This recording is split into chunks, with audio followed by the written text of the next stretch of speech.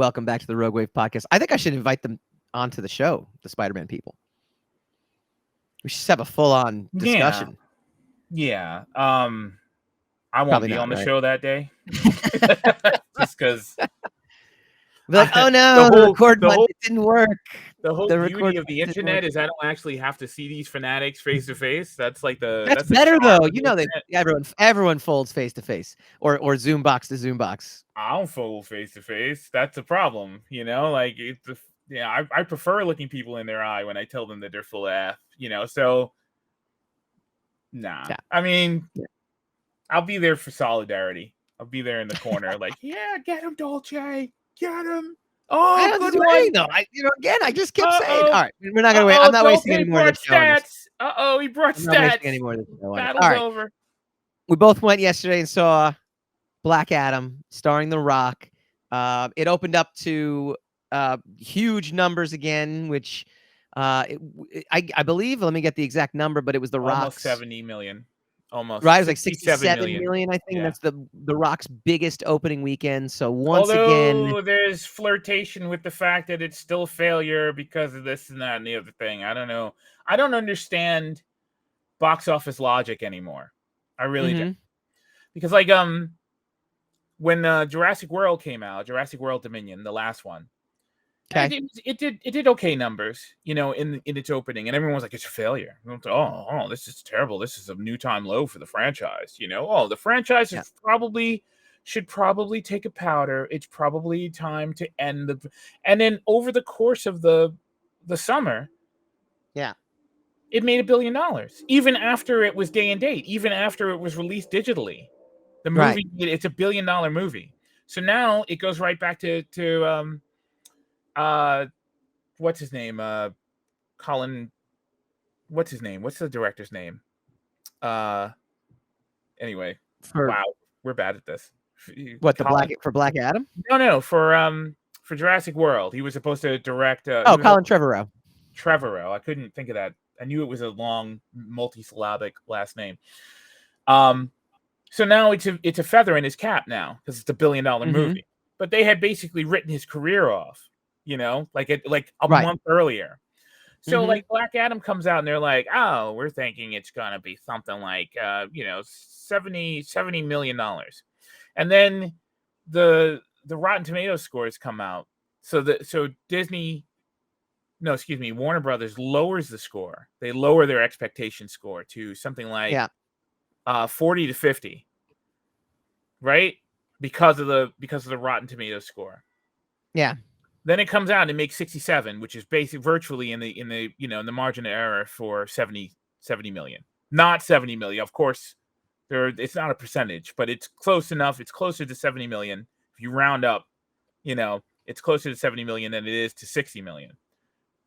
And now all of a sudden it's like, well, it's The Rock's biggest opening, and it kind of meets the expectations of Warner Brothers, but it's not a great movie. I heard two other people say it's not a great movie, but I'm going to go see it 2 more times. Yeah. Right? So but I was entertained. It's not a great movie, but I was entertained. I enjoyed myself thoroughly. I had a blast watching it.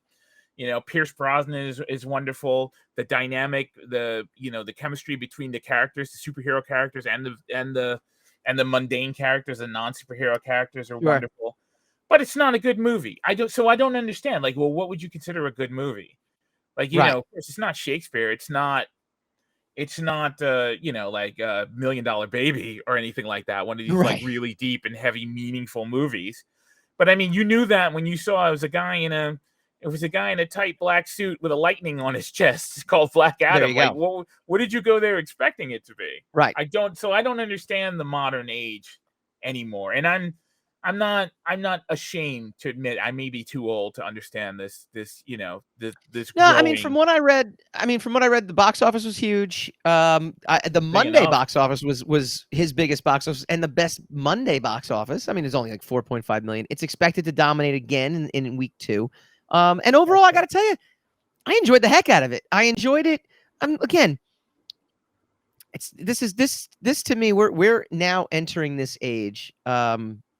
Where you really can compare film and TV to comic books. This was a comic book script. And I don't mean that in a derogatory sense, but there are definitely, look, you would read comics, maybe you wouldn't, but the way I would read comics, the way I would go to a store and pick something up is if it had good art, it moved pretty well, it had some ups and had some downs, and I wanted to read the next issue. You got me. You win, right? Like, not in a, again, not in a derogatory sense. Look, there are some comic books I read that I'm like, wow, this took me on an emotional journey. This is one of the greatest, Watchmen always comes to mind in my mind. Dark Knight Returns, the staples of the comic book industry. Kingdom Come was like that. I mean, there's seminal comic books, just like there are seminal movies that are, they are greater than your typical comic book. But I've also read a lot of bad comic books, and I've seen a lot of bad movies, and I've seen a lot of bad TV shows, things that are boring, things that, like Venom. just didn't make any sense to me, in terms of like the character decisions or the story decisions, or, this wasn't it. This was now, and thanks to special effects, because of how far we've come now, watching like a superhero, watching the Hawkman Black Adam slugfest was like reading a Rob Liefeld or Jim Lee or Todd McFarlane or Eric Larson comic book in the 90s, where it's like there's a bunch of people just fighting each other. This is not, I'm not, it's not high concept stuff here, but it's really beautiful and it's really entertaining. And I'm enjoying being entertained in an artistic way, in a very similar fashion that I would have looking at beautiful artwork, like looking at that beautiful 2-page, spread splash page where, Spider-Man cuts off Juggernaut's helmet in like X-Force, or, watching that, in Uncanny X-Men or X-Men #1 when, Jim Lee, when Wolverine pops through and Jim, they're fighting, and, it's like, wow, this is just beautiful. And yeah, this isn't real life. It doesn't have to be. It's not trying to be. It's just trying to be something that I can say I did not waste my $20 on. I also enjoyed seeing new DC heroes. I'm not a DC guy per se, but I know the character. Like, I know of the characters. It was cool to see Hawkman. It was cool to see Dr. Fate, Atom Smasher, and Vortex. Was it Cyclone? I think what is her name? I think it's Cyclone. Yeah, I call it Vortex. I called her Vortex. Yeah. I mean, no, like, it was cool. I know the characters. I'm not a huge DC fan, but I was impressed that they managed to pull off Hawkman's helmet without making him look stupid. Because that is an elaborate helmet. Too. The wings are awesome. They've done wings before. Wings used to be the hardest thing that they could do. Now wings are like old hat. Because if you look at the old, I think if you look at X-Men, like First Class or X-Men 3, or was it X-Men United? What was it? Whatever the third one. Was. And they had Angel. Last they had Stand. What's his name? Last Stand. Yeah. Was it Last Stand, or you're talking about the one with Apocalypse? No, Last Stand. Okay, yeah. The Brett Ratner disaster. Yes. You look at the wings in Last Stand. It's the details I'm just talking about. Stay focused, dude. I'm just talking about the scene. It's a 1-second scene with Angel where his wings come out, And if you look at that compared to what they were doing with Hawkman, like the evolution is out of this world. They also had the chemistry between Hawkman and Dr. Fate. Yeah. Even though they didn't have a lot of time to establish that, there was there are a couple of really good emotional beats there that you actually felt it. You actually, and then the only thing, the only complaint I had about the film was that they kind of give away a major plot point in the trailer. About who the actual champion is, and what the situation is. They went to great length in the story to make it very ambiguous, make certain aspects of 10th Atom pretty ambiguous, and then but they just reveal it in the trailer. It's like, oh man. Also, did you get the trailer where he destroys those 2 jet fighters is not in the movie? I didn't see that in the film. Cutting room floor. Yeah, I guess so. I guess that's those are the little DVD extra scenes. That'll be for the To Erin's DVD. point, she just flashed across the screen. Don't watch trailers; they spoil everything. Did you watch the trailer for Plane? Was that the first of all dumbest name of a movie I've ever seen? I actually No, I did not. Oh, they didn't show that the new Gerard Butler and the guy who played Luke Cage. So, speaking of trailers giving away the movie, like they have this great premise. So the movie Plane, I think it's the dumbest thing, but it's about a plane. Sorry, the title is the dumbest thing. The plane in the trailer has to make an emergency landing. I thought it was PLAIN. You're saying no. It's PLANE. It's plane. Yeah. It's just about a plane. Oh, holy crap! It's a plane carrying a death row inmate or a wanted inmate of some kind, played by Luke Cage. Which I'm sure at some point we'll get the actor's name if I take the 2 seconds. What's it? Mike Coulter. That's it, Mike Coulter. Thank you. See, we helped. I did Colin Trevorrow. He's on. Yeah, well, he's on the show Evil that I watch, which is pretty awesome. I know Evil's a great show too. And basically, so it's like he's this guy who's killed many people, and he's on this plane, and they're the ones that have to transport him, back or whatever, to wherever he's supposed to go. And Gerard Butler's just a regular pilot, and the plane has to make an emergency landing. So it's because the plane has fallen. Like, it's Olympus has fallen in the plane. Right. And so why didn't they just call it the plane has fallen? That would have been perfect. No, because that's just the setup for the movie. It's where they end up landing is in a military occupied, and not U.S. military, but like guerrilla military occupied Southeast Asian island that basically is, run by warlords and things like that.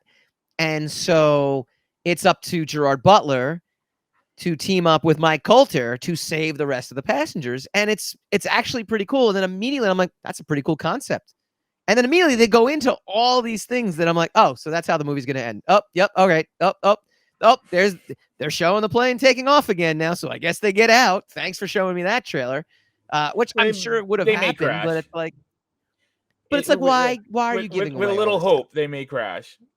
They may crash again. But then it's like plane, comes across the screen, and I'm like, that's the dumbest name for a movie. I'm like, that is very bad. That is like Snakes on a Plane. That's when you give up.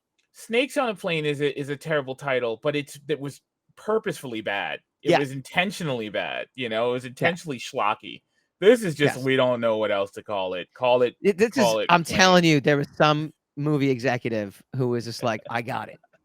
Plane. I know. And it was probably exactly like what to call it. It was probably like the original screener was like, Death in the Jungles of East Asia or something, something like profound or something like that has some sort of weight to it, or Uneasy Alliances, or fight for survival Shades of Grey or something, something where it's like kind of Aaron, and they're like Aaron's going nuts. Like Plane. We're just gonna call it Plane. But anyway, trailer gave everything away. All right, getting back to Black Adam for a second. One thing Black Adam didn't give away in the trailer was, twists about his origin, and I thought they did that really nicely without giving away too much. What's that? I said they gave away his origin in the trailer. In the trailer, yeah. Yes, they did. Yes, I didn't see the trailer. I didn't see the trailer. In the trailer, he says, "My son gave his life for me." Yeah, I didn't see that. I see that. So thankfully, I didn't see the trailer. Wait a minute. Like when you're watching the movie, you're like, wait a minute. If he's Black Adam and he saves his son, or his son becomes Black Adam, then how could his son? So that's right. No, and that stinks that they gave that away in the trailer, because in the movie, I think they deliver that very well. That's what I was saying. Remember, I said they were very ambiguous about, like when they were shooting the scenes in 10,000 BC or whatever, in the earlier times, they were very ambiguous about who the kid's father was. They didn't show his face, and to 2600 BC. Thank you, Aaron. She's awesome. And so you're not, and also because it's a kind of a spin-off or a sequel to Shazam, you can imagine that the kid using the Black Adam powers, or the 10th Adam powers, becomes the Rock when he uses it. But no, that's not the way it was. Yeah, so, I thought that was really well done, and I didn't see that trailer that gave it away, luckily. Oh well, then I'm the one who loses. I lost. You did. Or if I did see the trailer, which maybe I did, because maybe we probably reviewed it or reacted to it. I don't remember We that at did. all. Thankfully, I remember nothing from the trailer going in, especially not the planes, which they changed to e-bikes. What do you Apparently, expect for someone who takes 10 months to watch Ozark? I I still haven't seen the guess. last 2 episodes. I'm on pins and needles for those last 2 You episodes. have a TV in your office. We could literally, as we hang up, you could literally just sit in that sofa and watch those last 2 episodes. But I got a script to write after this. Yeah, you could write the script while watching the last 2 episodes. I've done it 1,000 times. But okay. All right. See, we didn't listen to the sound on the podcast. That was the key. We just there's a lot of flashing images. Flashing images. Last bit about Black Adam, real quick, and then we'd love to see what the audience thinks. Drop some stuff in the comments field. When the movie ends, as all movies have to end now with a post-credit scene. Must end. All movies with a post. No, it doesn't matter what you are. It doesn't matter if you're a world building, superhero epic. Like all movies just have post-credit scenes now. This one featured a very iconic DC character, and news then traveled, right after that, they're making a new movie for said iconic character. That final scene now piggybacks the major announcement that happened yesterday. I thought it was kind of funny because I remember seeing a news item on last Tuesday, in fact, that says James Gunn, director of Guardians of the Galaxy, Peacemaker showrunner, and Suicide Squad, in talks for secret new DC Comics movie at Warner Brothers. That was the headline. Well, as it turns out, James Gunn, along with producer Peter Safran, are now going to run the entire DC film and animated and television division until DC. Zaslav is finished stripping Warner Brothers for parts. Yeah, I guess maybe that's a great announcement. But now with the post-credit scene in Black Adam and this announcement, I'm actually kind of excited. I'm excited for the future of DC. I'm hoping, because James Gunn, and this is not a nod to the Snyderverse directly, okay? I'm hoping James Gunn is not going to dismantle this Snyderverse, because he's got stake in the sandbox now. Well, his Suicide Squad took place in the Snyderverse, and so did Peacemaker. So he's probably got an invested interest, and so does Black Adam, because it's a sequel to Shazam, which was also sort of in the Snyderverse. It's acknowledging all the other heroes in the Snyderverse. They're also going to make another Man of Steel, which was originated in the Snyderverse. Correct. So I think they're going to back off of the Snyder-esque characteristics of movie making, but they're probably not going to abandon the house that he built, theoretically. This movie was in the way it was shot. I feel like the total antithesis of all of Snyder's movie. I mean, it was very fast paced. It was equally gorgeous. I mean, I give Zack Snyder his credit for cinematography. I think he makes gorgeous looking films. But this one, the pace was just the complete opposite. The level of just, enjoyment that I got out of it was the complete, opposite. And like I said, I mean, look, there's things you can absolutely criticize about the Zack Snyder films. But there are also things that obviously there are fans out there that embraced about them as well too. And but I don't know. There's something about this where I'm sitting there going, all right, I think, crazy as it seems, DC might be in pretty good hands now. I think it's going to get the benefit of the doubt because there is a genuine widespread love for James Gunn. So, I mean, that gives him an immediate cachet. That gives him immediate goodwill, right? He's already he's got the Guardians of the Galaxy under his belt. He's going to have most likely going to have another success next year with Guardians 3. He's got Peacemaker, and he's got the Suicide Squad reboot, which was, it had a mixed reaction to it. No, it wasn't but I mean, they thought they expected that to blow up more than it did, but it did. It was a success.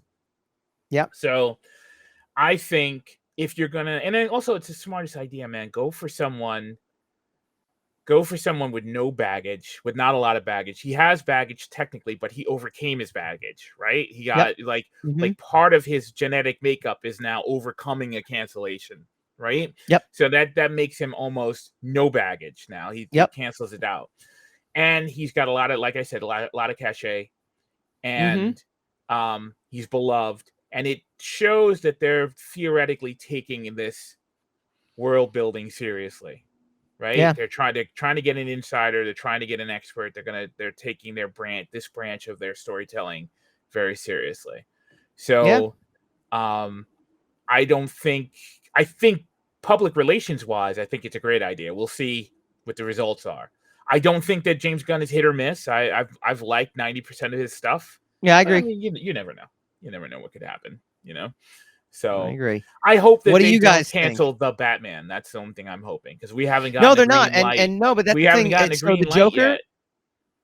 We haven't gotten a green light yet for the Batman 2. They're talking about it. Matt Reeves has already got the green light to build out his universe. Yeah, a little but bit. we don't know if they're going to make. We don't know if we're actually going to get a Batman. I'm pretty sure we are, but we haven't gotten an official word on it yet. So okay. Well, we'll see how that goes. And what do you guys think? I was surprised. I actually very much enjoyed the Batman, which is I not did part too. of this discussion, But it's a bit overlong. It is a long movie, but I enjoyed it. I felt it moved. It moved fast enough. I thought it's fine. Yeah. That wasn't a compliment sandwich. It wasn't a backhand. It just a bit long, but I enjoyed it. Yeah, it hit the notes for me. All right, what did you guys think? Did you enjoy Black Adam? What do you think about the news with James Gunn? Put your comments in the comment field. We will comment right back. Coming up next, gotta tell you what a slam dunk guest we have. You've seen her in Cobra Kai. You've seen her in Dope Sick. She's got a new movie, Savannah Haunting. We've got if she gets her Jersey. Way, we'll see her in a spaceship pretty soon. If she gets her way. Jersey born Jenna Shaw coming up next.